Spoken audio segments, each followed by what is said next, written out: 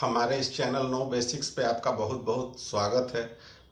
पीछे की वीडियो में हम लोगों ने सूफी सिलसिला या सूफी संप्रदाय के बारे में शुरुआत की थी और पहले वीडियो में मुख्य रूप से चिश्ती सिलसिला को देखा था। तो भारत में जो सबसे ज़्यादा लोकप्रिय होता है अलग अलग सूफी संप्रदाय, उसमें से चिश्ती संप्रदाय या चिश्ती सिलसिला सबसे ज़्यादा लोकप्रिय होता है। चिश्ती सिलसिला के बाद जो दूसरा सबसे लोकप्रिय सिलसिला होता है वो होता है सोहरावर्दी। तो आज हम चिश्ती सिलसिला को छोड़कर बाकी जो अन्य संप्रदाय या सिलसिला है उनको देखेंगे और इस वीडियो में सूफी आंदोलन या सूफी संप्रदाय को हम समाप्त कर लेंगे। तो सोहरावर्दी के बारे में हम शुरुआत करते हैं। तो सोहरावर्दी सिलसिला एक और सिलसिला होता है और चिश्ती सिलसिले के बाद भारत में दूसरा सबसे लोकप्रिय सूफी सिलसिला होता है। इसकी स्थापना कौन करते हैं, संस्थापक कौन होते हैं? तो भारत में इसके संस्थापक जो होते हैं वो होते हैं शेख जियाउद्दीन, या इन्हीं को शिहाबुद्दीन सोहरावर्दी भी कहा जाता है। और इनके शिष्य होते हैं बहाउद्दीन जकारिया। बहाउद्दीन जकारिया के बारे में कुछ महत्वपूर्ण फैक्ट हैं जिसको कि जानना जरूरी है। पहला फैक्ट क्या है कि एक तो उस समय जो गुलाम वंश का शासन जब चल रहा था, इल्तुतमिश जब सुल्तान होता है भारत का, दिल्ली का, तो वो इसको प्रधान गाजी की पदवी देता है और प्रधान गाजी के पद पे एक तरीके से कह लें कि बिठाता है और शेखुल इस्लाम की पदवी देता है। शेखुल इस्लाम को ही प्रधान गाजी कहा जाता है। इल्तुतमिश के साथ जकारिया के संबंध बहुत अच्छे थे और यही कारण था कि कुबाचा की हत्या इल्तुतमिश करता है। वो जकारिया के कहने पे ही कुबाचा की हत्या करता है। ये कुबाचा कौन था? तो दोस्तों, हम लोगों ने पढ़ा था दिल्ली सल्तनत के बारे में कि मोहम्मद गौरी के 4 दास होते हैं। एक दास तो कुतुबुद्दीन ऐबक होता है जिसको कि भारत के जीते हुए क्षेत्रों पर शासन करने के लिए वो मोहम्मद गौरी नियुक्त करता है। दूसरा बख्तियार खिलजी होता है जो नालंदा और विक्रमशिला के विश्वविद्यालय को तहस नहस कर डालता है। तो वो बिहार और बंगाल के क्षेत्र में वो अपने को स्थापित कर लेता है। तीसरा जो दास होता है वो होता है कुबाचा। तो उससे कुबाचा से किसी तरीके का मोहम्मद कुतुबुद्दीन ऐबक को खतरा नहीं हो गद्दी के लिए, इसके लिए क्या करता है कि अपनी बहन की वो शादी कुबाचा से करवा देता है। और कुबाचा मुल्तान का एक तरीके से कह ले कि स्वतंत्र शासक भी होता है। चौथा जो होता है दास, वो होता है इल्दौज और वो कुछ समय के लिए गजनी का स्वतंत्र शासक बनता है। अब यहाँ पे जब मुल्तान का स्वतंत्र शासक कुबाचा होता है, उसके बाद कुतुबुद्दीन ऐबक की मृत्यु हो जाती है, इल्तुतमिश नया सुल्तान बनता है, तो जकारिया के कहने पर ही वो कुबाचा की हत्या करता है। तो ये एक काफी महत्वपूर्ण बात है। अगले जो महत्वपूर्ण संत होते हैं वो होते हैं सैयद जलालुद्दीन जहांगश्त। इनका जहांगश्त जो है सो इन्हें उपाधि मिली थी। उपाधि क्यों मिली थी कि ये मक्का की यात्रा कई बार करते हैं, 36 बार ये मक्का की यात्रा करते हैं, जिसकी वजह से इन्हें जहांगश्त की उपाधि दी गई थी। इनका महत्व क्या है? तो फिरोज शाह तुगलक के बारे में हम लोगों ने पढ़ा कि उसने लोक निर्माण से जुड़े हुए बहुत सारे काम किए थे।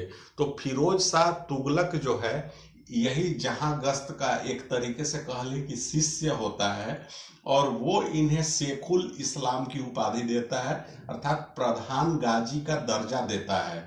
और कहा जाता है कि फिरोज शाह तुगलक की जो राजस्व की नीति थी उस पर जहांगश्त का ही प्रभाव था। इन्हीं के सलाह से कह लें कि वो इतने सारे जो है लोक निर्माण के काम करता है, सड़कें बनवाता है, नहरें बनवाता है, उसके बाद कई शहर बसाता है।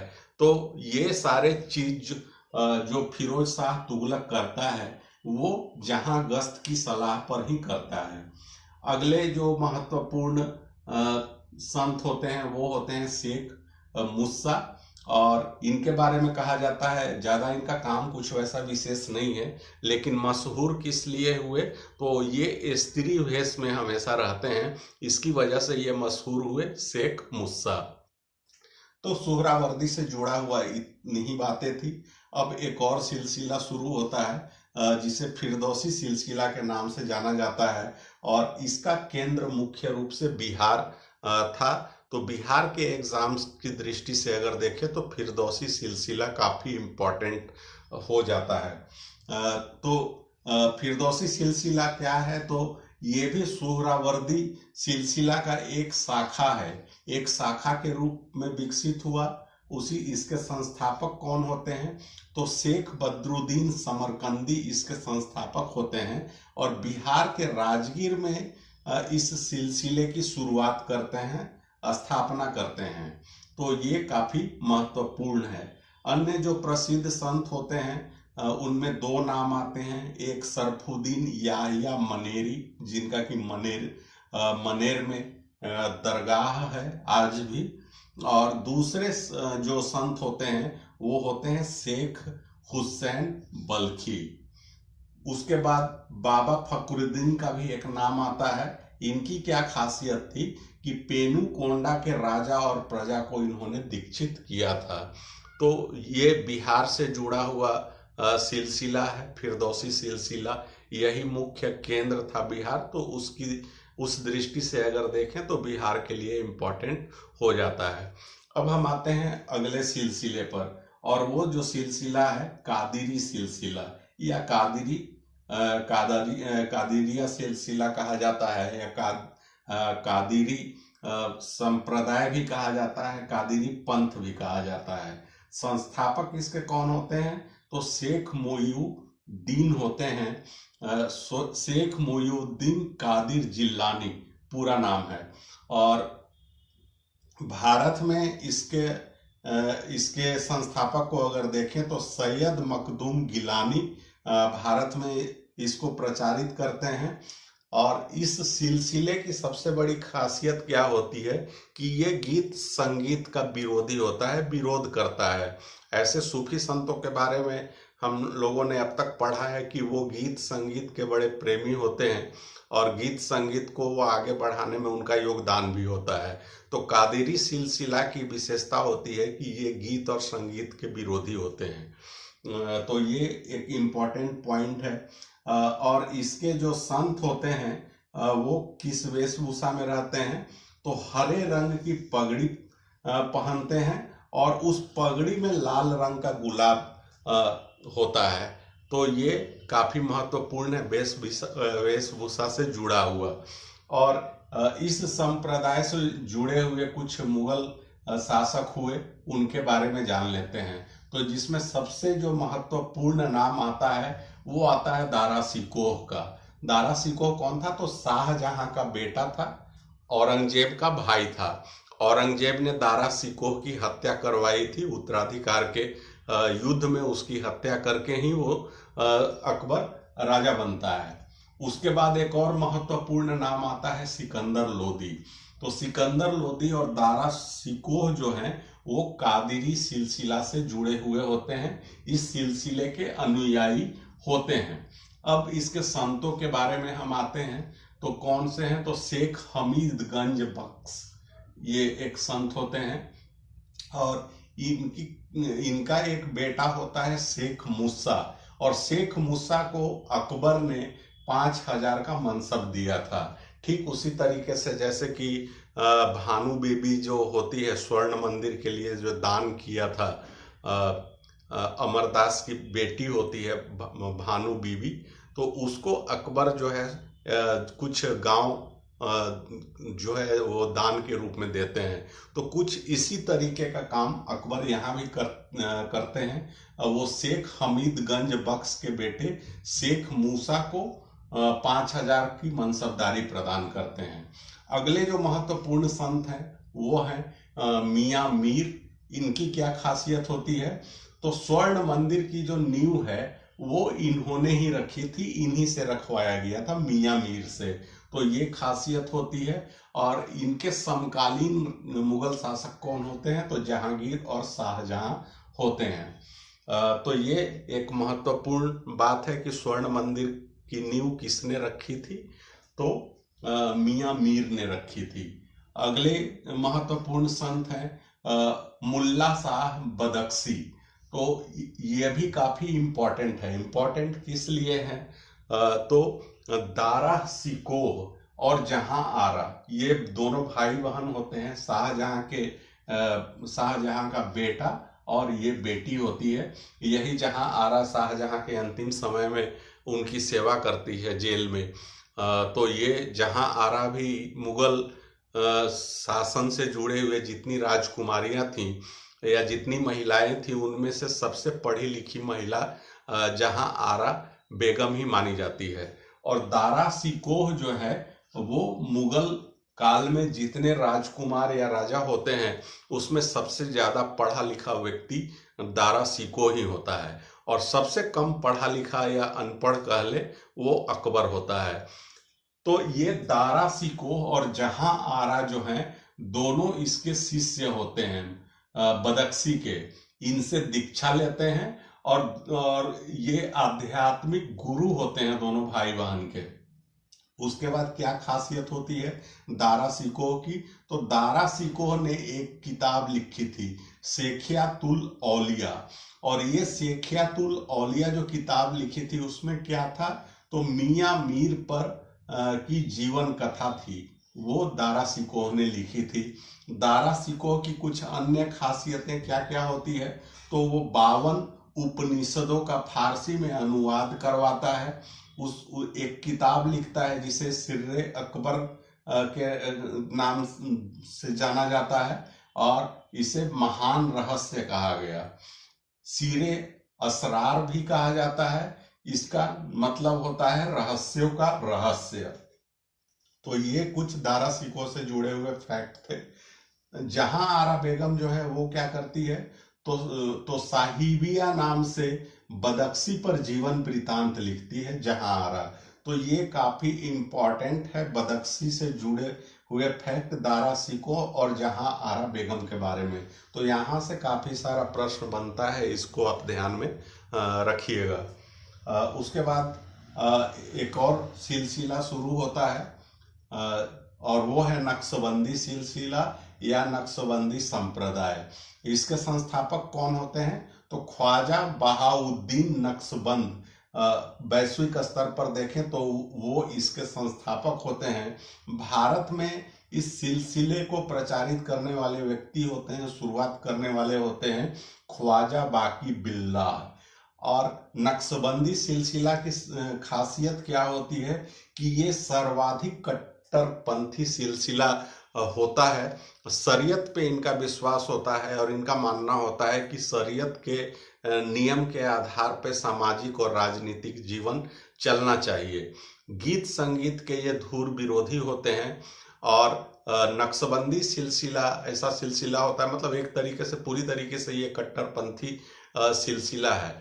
और औरंगजेब जो है वो नक्शबंदी सिलसिले को ही मानता है, इसी का अनुयायी होता है। और यही कारण होता है कि औरंगजेब के आप जितने काम देखेंगे वो कट्टरपंथी जो काम होते हैं वो कहीं ना कहीं उसमें इसी नक्शबंदी सिलसिला का योगदान था।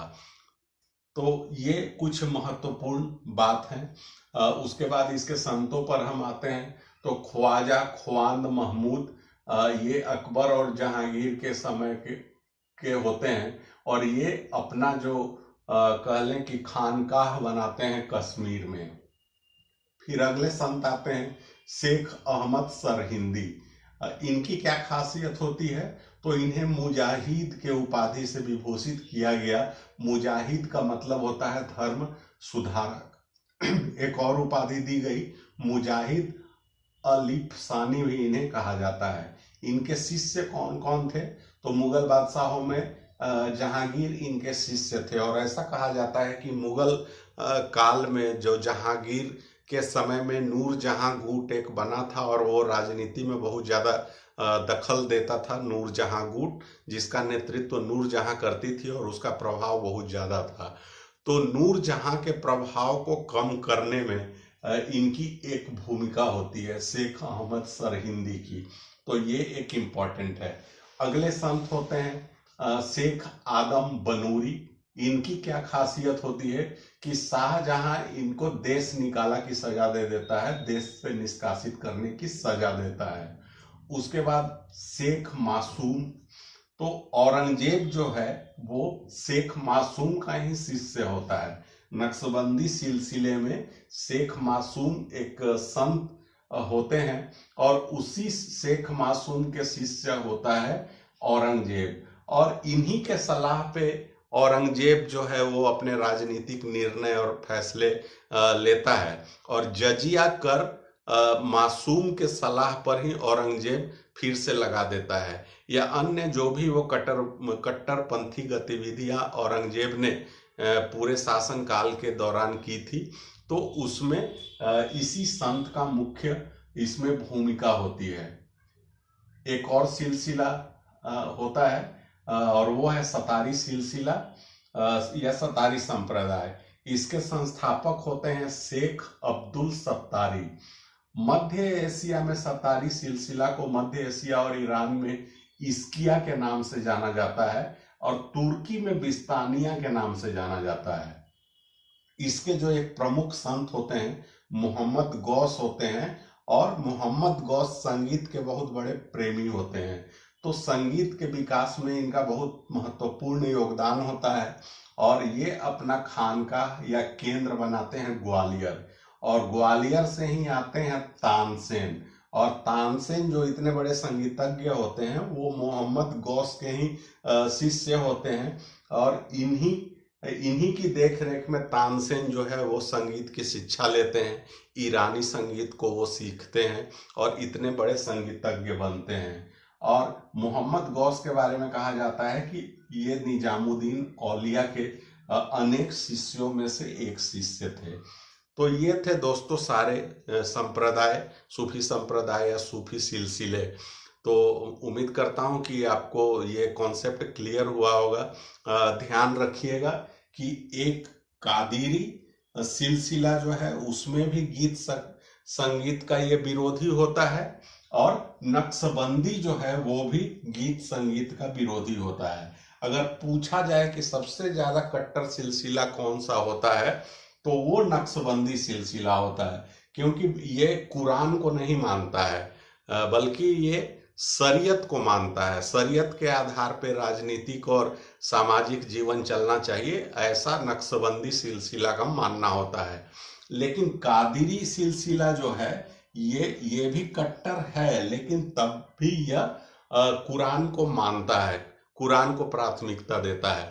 जितने भी सिलसिले हुए वो कुरान को ही मुख्य रूप से मानते हैं। लेकिन नक्शबंदी एकमात्र सिलसिला है जो शरीयत को महत्व ज्यादा देता है।